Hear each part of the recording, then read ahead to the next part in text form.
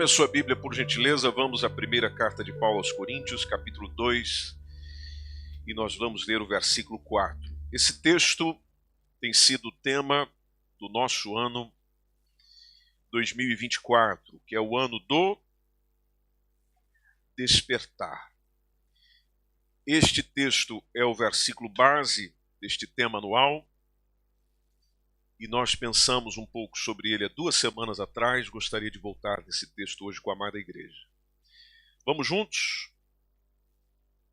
Se olharmos para a versão do ecrã, que é Almeida Revista e Corrigida, nós temos condições de fazer uma leitura uníssona. Então, 1, 2, 3. A minha...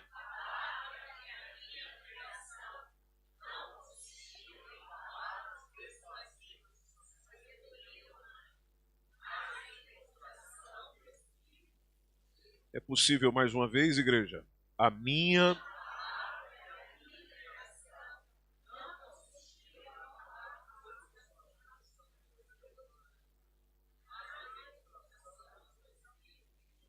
Amém. Fantástico. Muito obrigado, meus irmãos. Podemos nos assentar.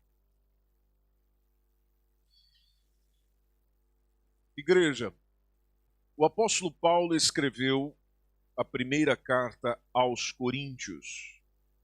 O apóstolo Paulo é conhecido como o apóstolo dos gentios. Ele era judeu. E Paulo era cidadão romano e da diáspora, o qual foi influenciado muito pela cultura helenista. Paulo era um homem inteligentíssimo e muito bem preparado. Por ser judeu, então falava hebraico, aramaico, grego, e se nós cavarmos um pouco mais na vida dele, falava até latim.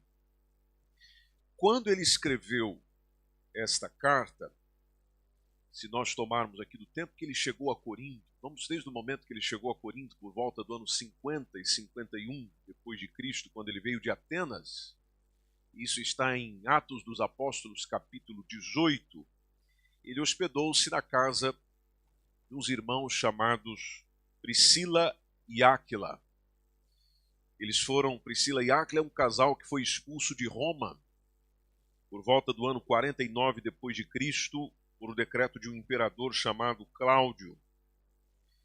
E o apóstolo Paulo, sendo recebido por esse casal, permaneceu em Corinto por 18 meses.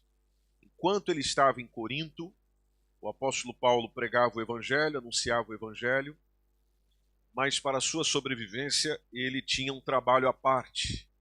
Paulo era fabricante de tendas, da mesma forma como Áquila e Priscila. E você olha para o tempo do apóstolo Paulo, quando esteve na igreja em Corinto, ainda em Atos capítulo 18, se você quiser ir acompanhando e aprendendo comigo nesta manhã. Inicialmente ele prega na sinagoga, como diz o verso 6 e o verso 7. Mas Paulo enfrentou resistência. Mesmo sendo um homem preparado, mesmo sendo um homem muito bem gabaritado, sendo bem selecionado, porque quem escolheu Paulo foi Jesus, um homem cheio do Espírito Santo, um homem cheio de capacidade, mas mesmo assim ele teve resistência. Nós temos que entender que sempre teremos resistência quando se refere à pregação do Evangelho. Resistência é comum. Nem precisa reclamar daquilo que é comum para nós, daquilo que, poderia até dizer, é necessário para nós, porque resistência testa a nossa resistência. Resistência testa a nossa capacidade. Resistência dos outros testa a nossa resiliência. E você percebe no apóstolo Paulo que ele, mesmo tendo resistência, ele simplesmente não deixou de fazer o que fazia, só mudou o foco. Então, se este público não me quer ouvir, eu vou falar para outro público. Eu vou falar aos gentios. Eu vou falar aos pagãos. Aí ele não vai mais à sinagoga, ele vai à casa, digo para ensinar, ele vai à casa, conforme você percebe comigo no versículo 6 e 7 de Atos 18, ele vai à casa de um homem chamado Tício Justo. Há 2 semanas atrás eu comentei com a igreja sobre o contexto da cidade em Corinto, porque isso é importante. Lembre-se, o contexto é sempre importante. Você pode repetir isso comigo? O contexto é sempre importante.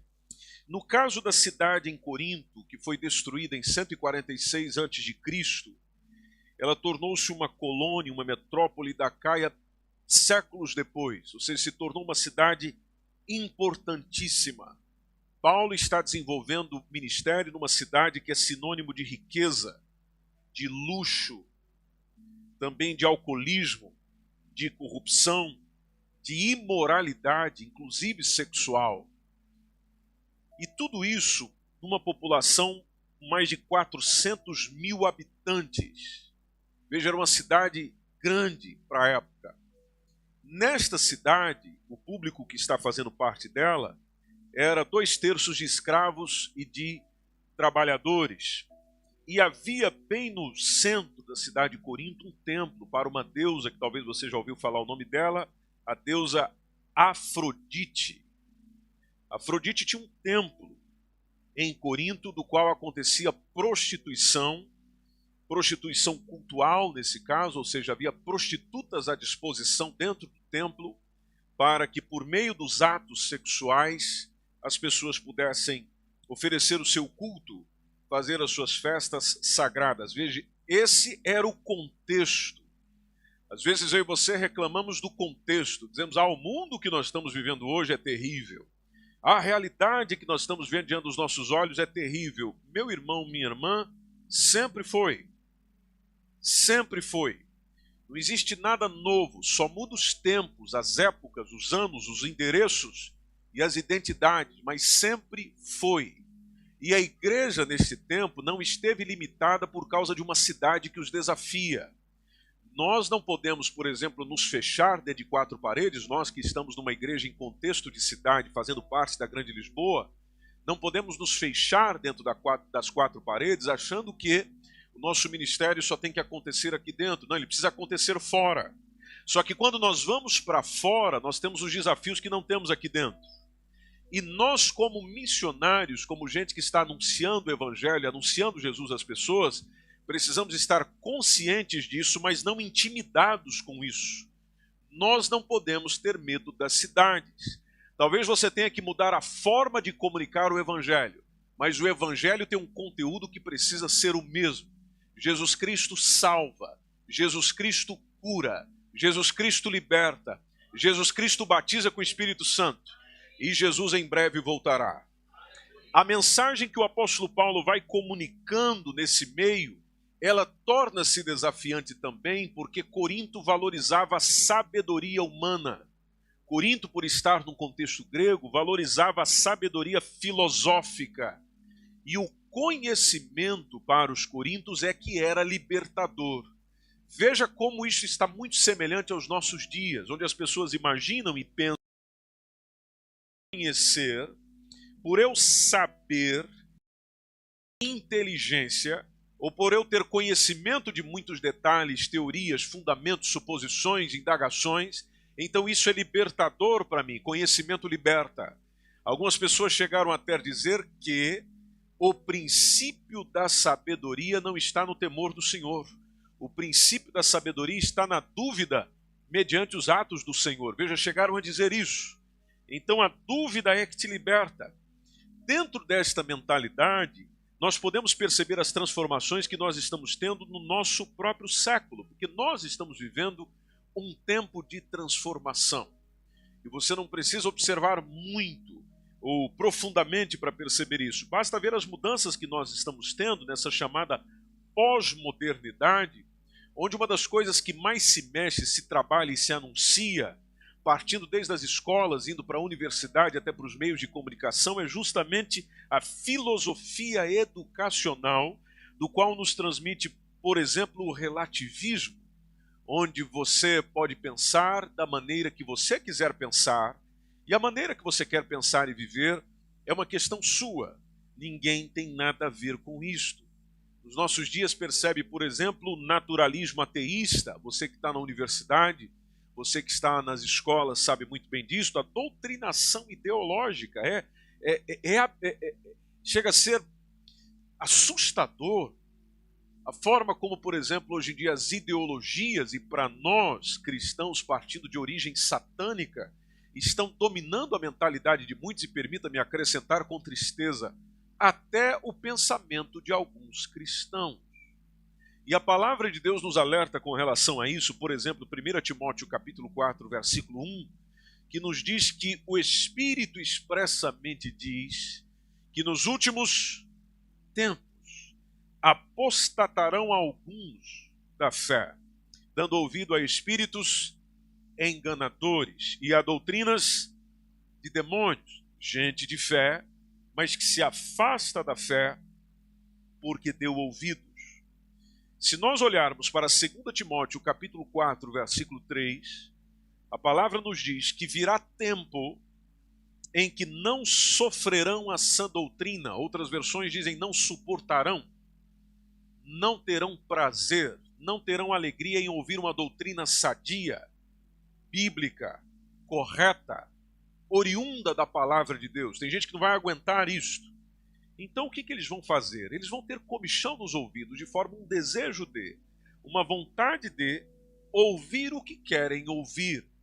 Diz-nos a palavra que essas pessoas amontoarão para si doutores conforme as suas próprias concupiscências, ou seja, de acordo com as suas próprias vontades. Na igreja em Corinto, ou no contexto em Corinto, isso acontecia. Apesar de ser uma igreja fundada, consolidada por Paulo, conforme a gente pode ver em Atos 18, composta por judeus, composta por pagãos que vieram do meio pagão da época, só que tinha dois perigos ameaçando a igreja. E esses dois perigos continuam nos nossos dias. É o caso do legalismo e o caso do antinomismo. No caso do legalismo, igreja, é quando nós focamos excessivamente no conhecimento e no cumprimento de regras. Elas são muito comuns no meio religioso. Nós adotamos algumas coisas para nós como regras e que isso pode nos fazer esquecer a finalidade. Regras são importantes. Inclusive, se nós caminhamos pela palavra, você encontra um livro que nos transmite diversas regras, princípios a serem seguidos. Mas igreja em Oeiras, para nós sermos sadios no cumprimento de regras, a gente não pode esquecer a essência, não podemos esquecer a finalidade. A finalidade é importante, a essência é importante. Normas religiosas podem até nos ajudar a nos tornar diariamente mais disciplinados, mais ordenados, mas se aquela regra, se aquele princípio, se aquele sentido de existência, de prática, não estiver nos fazendo ser a imagem e semelhança de Deus, ou cada vez mais semelhantes a Cristo, então há um problema no cumprimento dela. Eu posso estar seguindo alguns princípios, eu vou te citar um exemplo do que nós estamos vivendo agora, só para isso não ficar tão complicado na nossa compreensão. Veja, nós estamos num culto. Eu posso, por exemplo, ter a regra, o princípio, de que todo domingo pela manhã eu estou na igreja. Ótimo, legal, é o melhor lugar para você começar a sua semana. Mas isso é o essencial? Mas isso é o principal? Não. O essencial está em você vir conforme vem, participar conforme participa, mas oferecer um culto em espírito e em verdade, conforme Jesus espera que você ofereça. Ser um verdadeiro adorador como o Pai está procurando. Então veja, eu tenho uma regra, eu tenho um princípio de estar na igreja no domingo pela manhã. Ótimo, perfeito. Agora, se você só cumpre a regra por cumprir, isso faz mal para você. Agora, se você cumpre a regra no sentido, na finalidade de oferecer adoração ao Senhor, então isso vai fazer bem para você. É essa mentalidade que nós temos que ter no sentido, por que eu estou fazendo isso? Qual a razão de eu estar fazendo isso? Pode ser um princípio, uma regra, mas qual a razão de eu estar fazendo isso? No caso da igreja em Corinto, o pessoal estava muito apegado apenas à regra, esquecendo a essência. Mas interessante, dentro da mesma igreja havia um outro grupo, que é chamado dentro da teologia de antinomismo, que achava que agora, com a nova vida em Jesus, o que acontece? Você não precisa de regras, porque agora nós estamos debaixo da graça. Então eu estou livre de obedecer qualquer obrigação, precisamente com relação à lei moral. Qual o problema disso? O problema disso é que essa compreensão, essa consciência, essa perspectiva pode levar a uma vida sem consideração pelo princípio moral e ético que a palavra de Deus nos revela. E atenção, igreja, que nos revela o caráter de Deus. Deus nos diz: sede santos, porque eu sou santo. Então, se a santidade reflete um caráter de Deus, faz parte do caráter dele, então se espera que aquele que se aproxima de Deus seja santo. Busque santidade.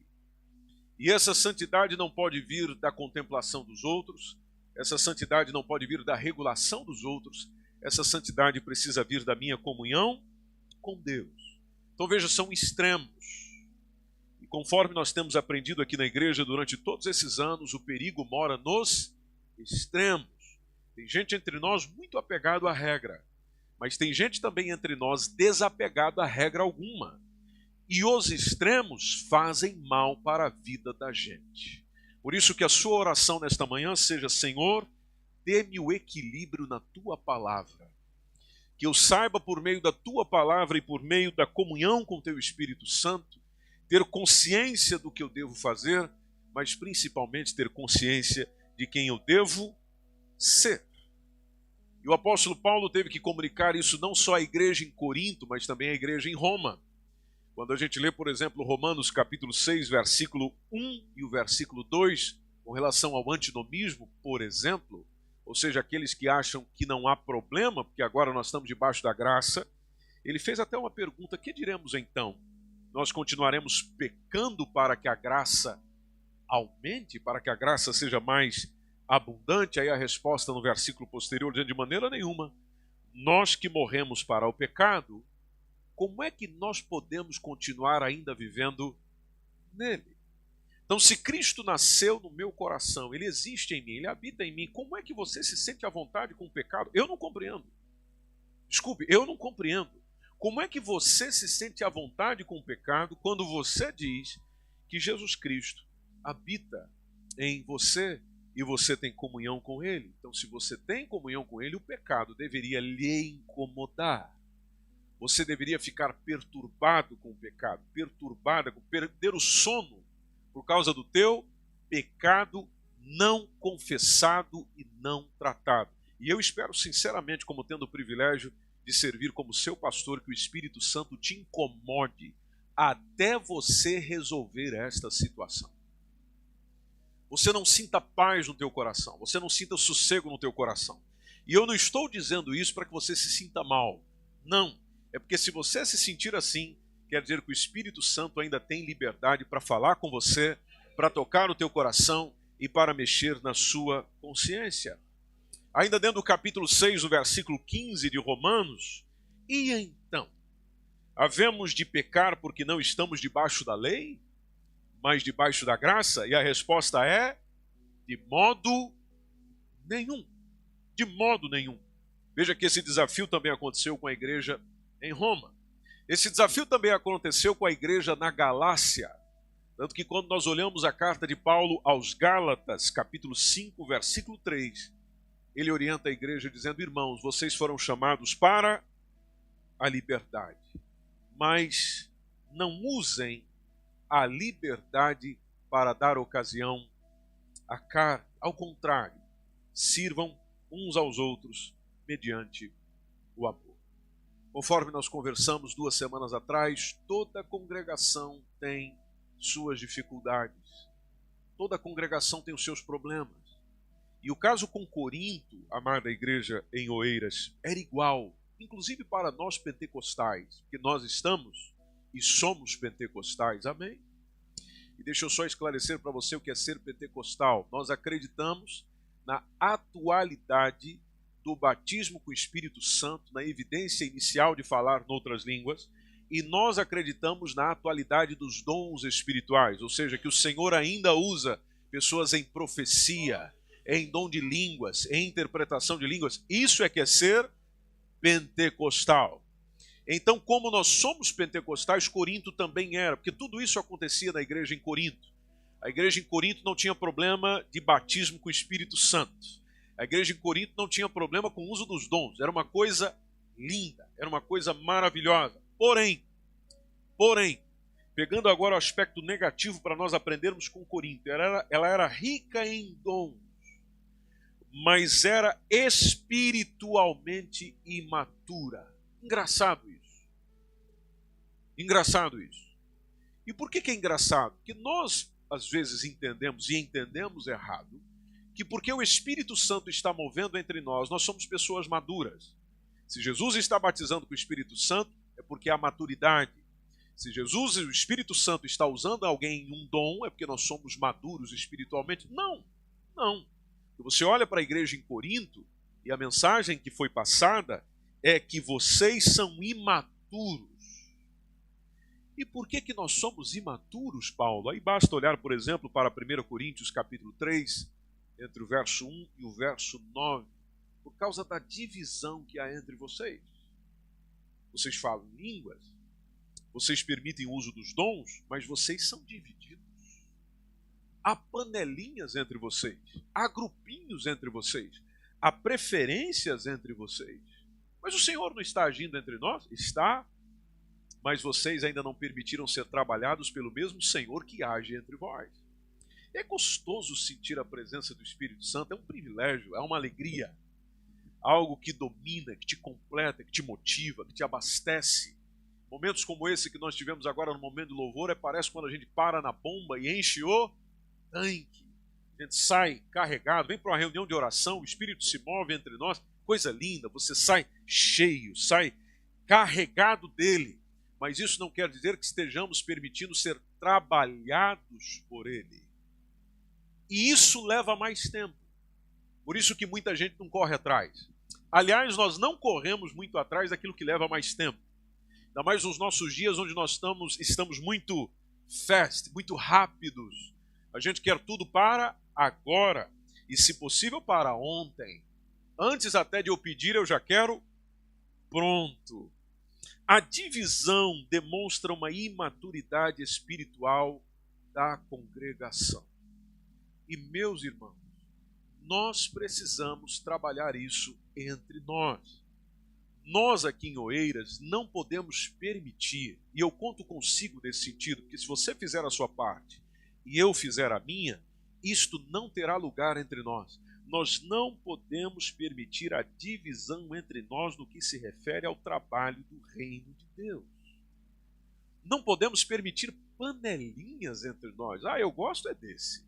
Ah, eu gosto é daquele. Ah, eu prefiro esse. Ah, eu prefiro aquele. Ah, eu só vou quando for aquele.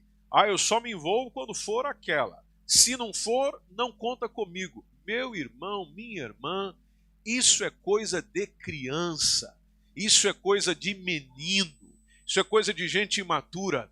Repreenda isso da tua vida em nome de Jesus.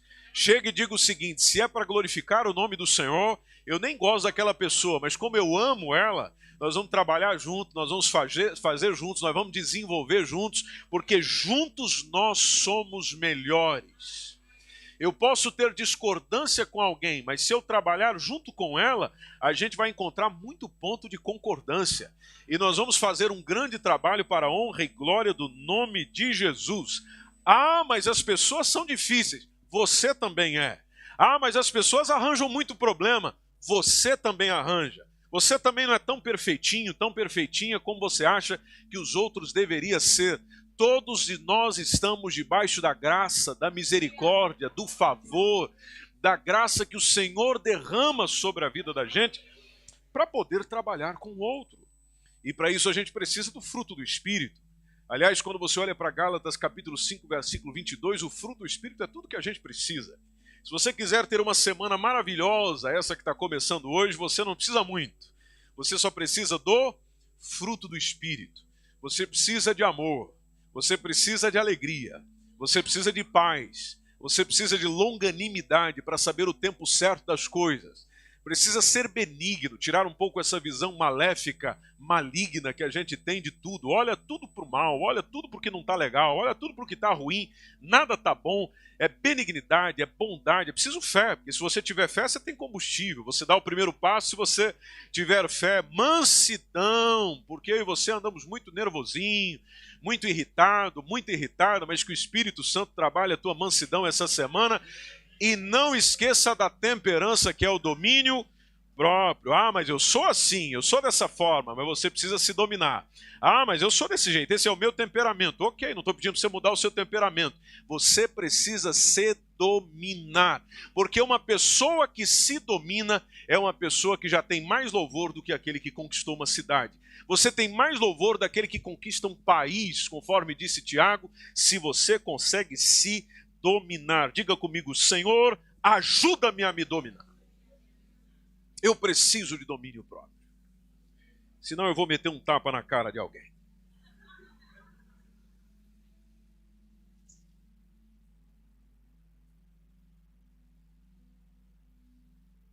O apóstolo Paulo disse: irmãos, enquanto eu estive entre vocês, eu não usei a palavra do meio.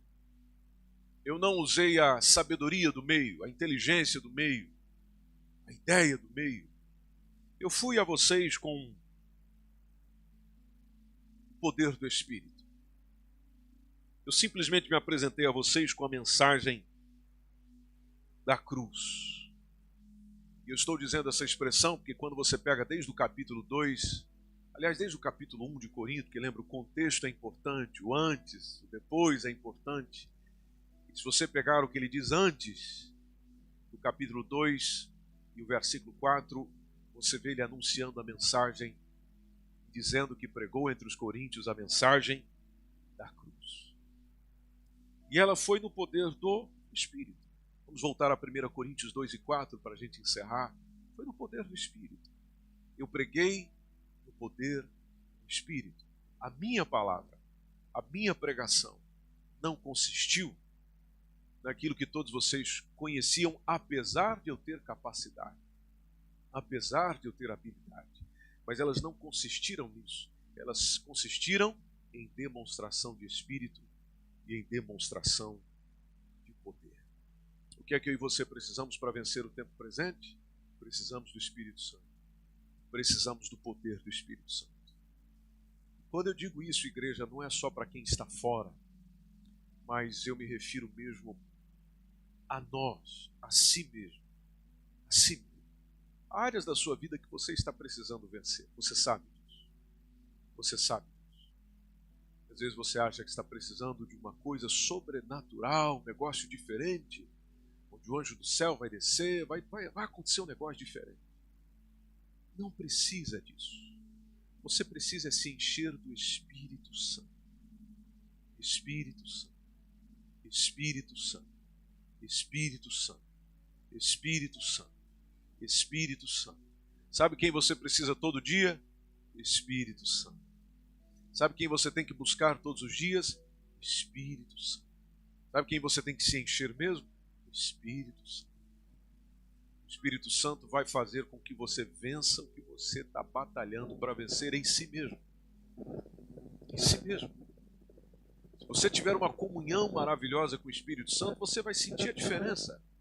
Quando fala com os outros, quando toma suas decisões, quando conversa com alguém, quando conversa com uma pessoa que te incomoda, ou quando conversa com uma pessoa que te abençoa. Você vai sentir diferença na presença e na comunhão com o Espírito Santo. É isso que nós precisamos. Continuo na próxima oportunidade. Só convido você a estar em pé em nome de Jesus.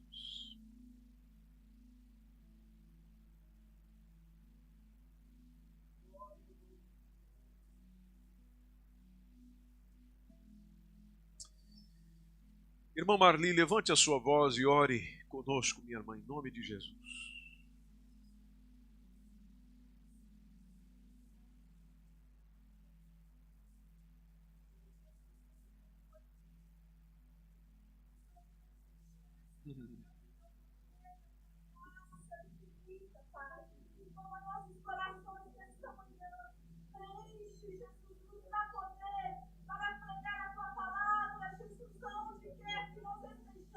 Sim, Senhor. Que saia daqui, Senhor, os evangelistas. Que saia daqui, Senhor, os pregadores, missionários da Tua palavra. Que nós não ficamos nessas quatro paredes. Sim, mas Senhor. que a igreja de Oeiras seja uma igreja que avance. E o Senhor nos desperta nesta manhã. Em nome de Dá-nos Jesus. despertamento. Tira nós do sono. Tira nós do acomodismo. Senhor, desperta nós nesta manhã. Que essa Em nome do palavra Senhor. toque nos nossos corações, na alma, na divisão da alma e do nosso espírito. Espírito Santo, nos dá poder do Teu Sim, Espírito Santo.